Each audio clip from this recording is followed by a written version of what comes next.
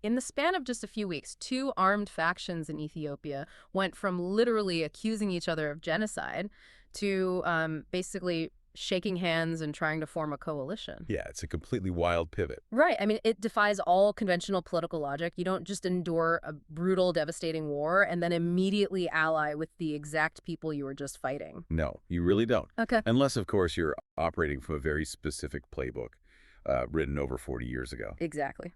Welcome to this deep dive. Today, we're unpacking the really shifting sands of Ethiopian politics. We're focusing on a massive recent development. It was detailed in a DW Amharic report from May 25, 2026. Yeah, the truly alarming collapse of the Tigray interim administration and, these bizarre, paradoxical new political alliances forming right in its wake. So our mission for this deep dive is to answer a central question from our sources. Are these political actors in Ethiopia simply dusting off and replaying a successful rebellion strategy from the 1980s? Or has today's modern, digitally connected society just fundamentally changed the rules of the game? Right. We're looking at whether a legacy political map can still work in a totally transformed landscape. But real quick, before we step into this maze, there is something we need to make crystal clear to you, the listener. Yes, very important. The sources we're pulling from today contain highly contested political narratives. They are full of allegations from rival factions, and they reflect deeply sensitive regional viewpoints. Absolutely. So we want to emphasize, without any ambiguity, that we are absolutely not taking sides here. No sides at all. We are not endorsing any of these political or military viewpoints. Exactly. Our job is just to impartially unpack the claims, the historical parallels, and the expert analyses exactly as they are presented in the original source material. Right. We're just looking at the mechanics of the situation. Right. And to understand why these groups are making these moves, we really first need to look at the immediate crisis on the ground. So, according to the reports, the Tigray interim administration collapsed in late April. Yeah. And remember, this administration was established by the Pretoria Peace Agreement. Which was huge, right? That was the landmark treaty designed to end that devastating war in northern Ethiopia between 2013 and 2015, according to the Ethiopian calendar. Exactly. It was the anchor holding the entire peace process together. Yeah. But now, the TPLF, the Tigray People's Liberation Front, led by Dr. Debretsion, has reportedly broken that peace agreement. They severed ties with the federal government entirely. Yeah, and they're attempting to form their own government. But here's the real shocker.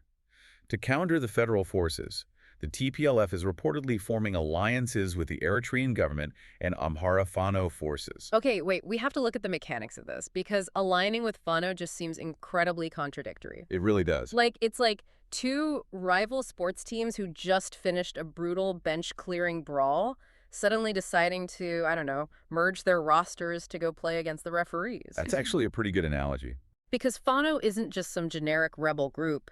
They're a decentralized Amhara militia, and they have deep, bloody territorial disputes with the TPLF. Right, specifically over areas like Western Tigray or Welkate, depending on who's claiming it. Yeah, so how do two groups actively claiming the exact same land form any kind of functional alliance? Well, that is the core paradox here. And Magnus Taylor, who is the Deputy Director for the Horn of Africa at the International Crisis Group, he provides an essential lens on this. Okay, what does he say? He says the key to understanding this alliance is realizing that Fano is not a single monolithic military bloc. Ah, so they're split up. Yeah, it's a highly fragmented, localized network of militias. And because of that decentralized structure, some Fano factions operate really far away from those disputed borders. So they don't really prioritize those specific territorial claims. Exactly, or they just aren't engaged with them on a day-to-day basis. They're too far geographically or ideologically removed from the border dispute to care about it right now? Precisely. For them, their immediate overriding objective is just opposing the federal government. Wow, okay. So this fragmentation allows a fragile, purely anti-federal alignment to form. The TPLF doesn't need to agree on the borders with the entirety of Fano. They just need non-aggression pacts with enough factions to pressure the center. Exactly, just tactical cooperation. But wait, I have to question the underlying premise here. Some critics and our sources suggest this isn't some brilliant replication of a 1989 strategy at all. Right, the desperation angle. Yeah, is this actually a grand strategy to surround the center, or is it just a panicked, chaotic reaction to the Pretoria Agreement collapsing? are they just grabbing onto whoever happens to be standing next to them? It's a really vital distinction to make, and the sources show a fierce debate over intent here. I bet. Critics of the TPLF argue this is deliberate, a calculated attempt to rebuild a massive coalition via proxy organizations to seize power, heavily mirroring their past successes. But as you pointed out, these modern comparisons are highly debatable. Very debatable. They often reflect deliberate political narratives designed by critics rather than, verified strategic manifestos. Right, but whether it's grand strategy or just tactical desperation, the historical precedent they are being measured against is undeniable. Absolutely. And that precedent is 1989. Let's dig into that because it keeps coming up in the source material. What happened in 1989? Well, in 1989, the TPLF didn't fight the central government alone. They built a broad revolutionary coalition. And we need to explain what they were actually fighting against back then. The target was the Derg regime. Right. And this wasn't just a standard government. The Derg was a brutal Marxist-Leninist military junta that ruled Ethiopia with an iron fist. And crucially, they were heavily backed by the Soviet Union. Okay, so a massive superpower behind them. Exactly. So the TPLF understood the geographical and military reality. They were a regional force up in the north. So to capture state power in the capital, they needed to surround the center by organizing the periphery. That's exactly it. So they aligned with groups like the OPBO, the Oromo People's Democratic Organization, and the EPDM, the Ethiopian People's Democratic Movement. They also coordinated with the EPLF, right? The Eritrean People's Liberation Front, also known as Shabia. Yes, exactly. They essentially built an umbrella organization that gave different regional movements a shared command structure. Or at least a shared goal to overthrow the Derg, and it was incredibly effective. It worked flawlessly. They marched on the capital and captured state power. And today, critics claim we are seeing the exact same blueprint. Yes.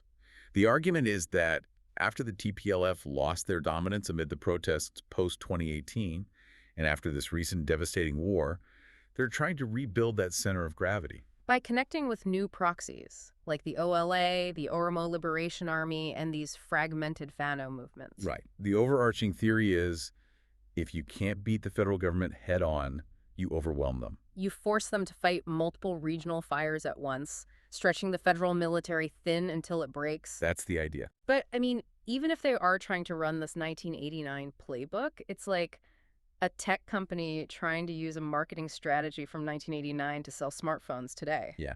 The landscape has completely shifted. Right. The conditions that made it work back then have just completely vanished. The geopolitical chessboard is entirely different today. It is. I mean, in 1989, that revolutionary coalition succeeded largely because of a massive geopolitical shift happening thousands of miles away. The collapse of the Soviet Union. Exactly. Yeah. When Soviet funding and weaponry dried up, the Derg regime's military capacity just collapsed from the inside out. The rebels were pushing against a structure that was already rotting at the foundation due to those global shifts. Right. The international dynamics made it basically a two-player game, the U.S. and the Soviets. But today, the sources outline a totally multipolar environment. International and regional actors have incredibly diverse, overlapping, and frankly conflicting interests. So let's bring in the capital, Addis Ababa, which serves as the seat of the federal government. The rebel groups aren't just fighting Addis Ababa in a vacuum. Magnus Taylor highlights specific modern wildcards, starting with Eritrea and its president, Isaias Afwerki. And the relationship between Eritrea and the TPLF is historically fraught, to put it mildly. Yeah, very fraught. Yet sources suggest Isaias seems to want to work with the TPLF now, specifically to weaken the federal government in Addis Ababa. But he's treading very carefully, right? Oh, extremely carefully. Hmm. Actually joining forces with the TPLF inside the Tigray region is an incredibly risky move for Eritrea. Why, though? Like, if his goal is to weaken the federal government, why not just send his forces across the border to help the TPLF? Because of international law and state sovereignty. If Eritrea overtly sends military forces into Tigray to support a rebel administration, it crosses a massive red line. Ah, I see. It provides Addis Ababa with the perfect, legally justifiable excuse to launch a direct military campaign against Eritrea. So it's a game of multi-dimensional chess.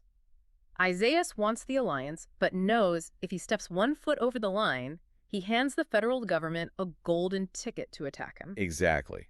He wants the strategic benefit of a weakened Ethiopian federal government, but he's utilizing proxies to maintain plausible deniability. That makes total sense. It's about maintaining distance while still turning the screws. Exactly. And that brings us to Sudan, which the text highlights as another critical player here. The sources note that Sudan acts as a political facilitator for FANO and the OLA. Yes, they do. But let's look at how that actually works on the ground. How does a neighboring country facilitate a proxy rebellion without triggering an all-out war? Well, it rarely looks like, massive convoys of tanks crossing the border. Right. Facilitation in this context relies heavily on geography and logistics. Sudan shares a long, highly porous border with Ethiopia. So they just turn a blind eye. Turn a blind eye or actively assist. Sudan provides safe havens. They offer locations for rebel leadership to meet, coordinate, and communicate safely out of reach of the Ethiopian federal military. They're providing the logistical infrastructure. Exactly. And Sudan has deep historical ties to these movements.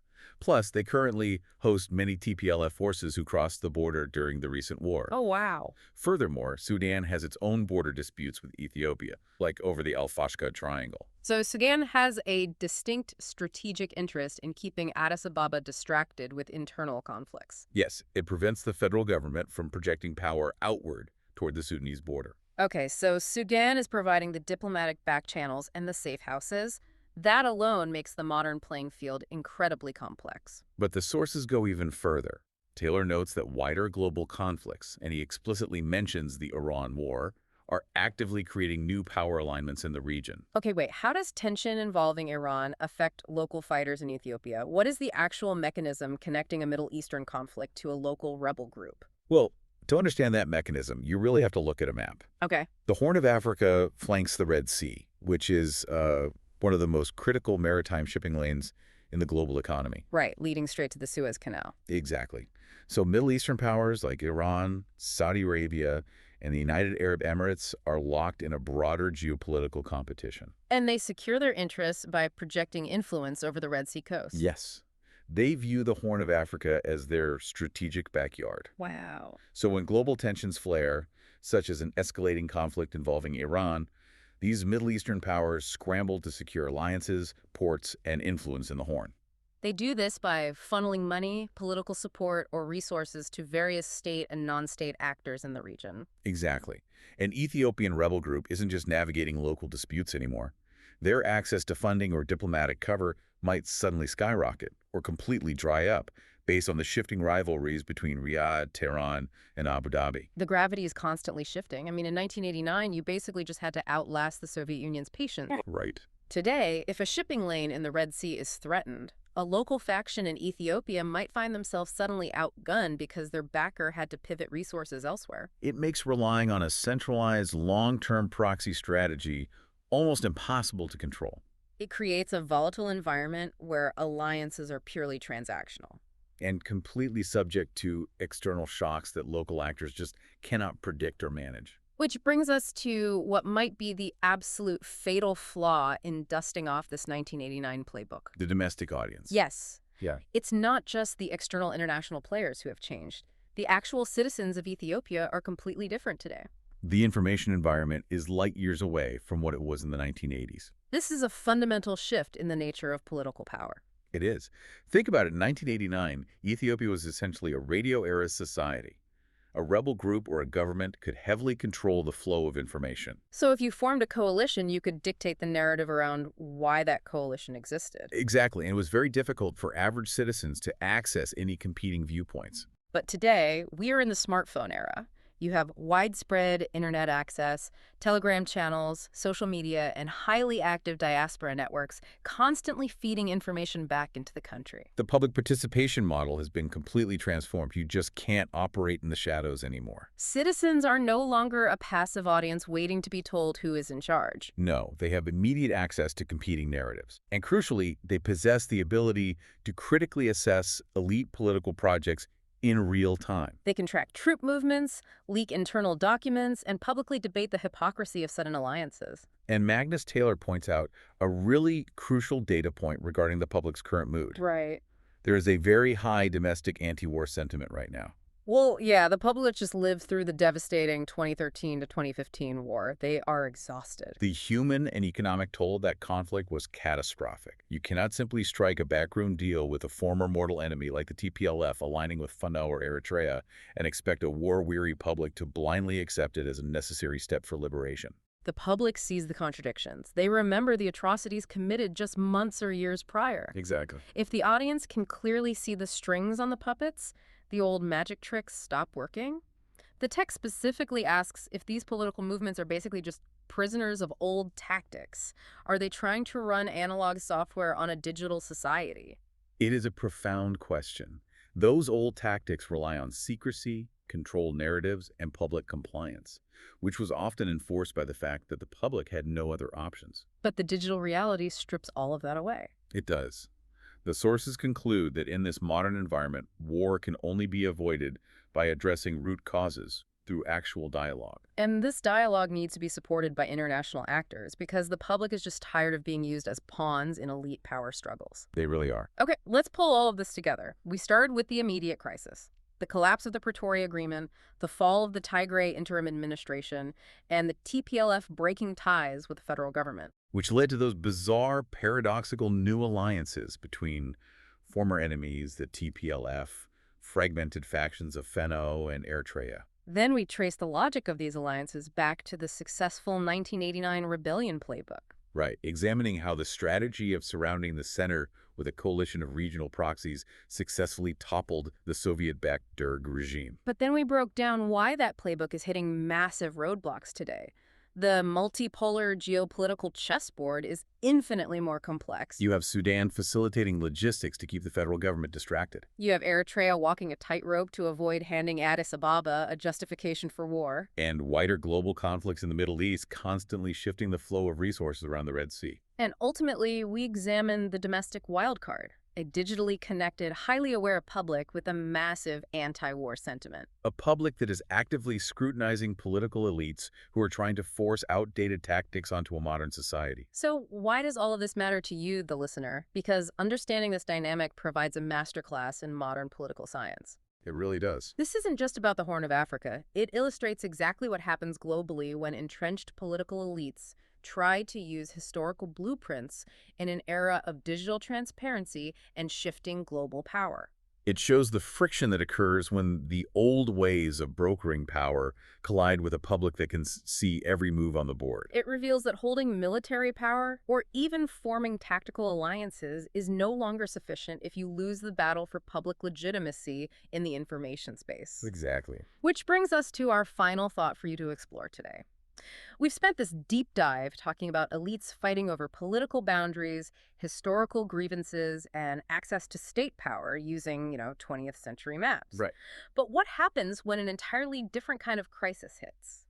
Think about the accelerating impacts of climate change in the Horn of Africa. It's a huge point. As droughts become more severe and arable land becomes scarce, the fight will inevitably shift from ideological dominance to basic survival access to water and food. Absolutely.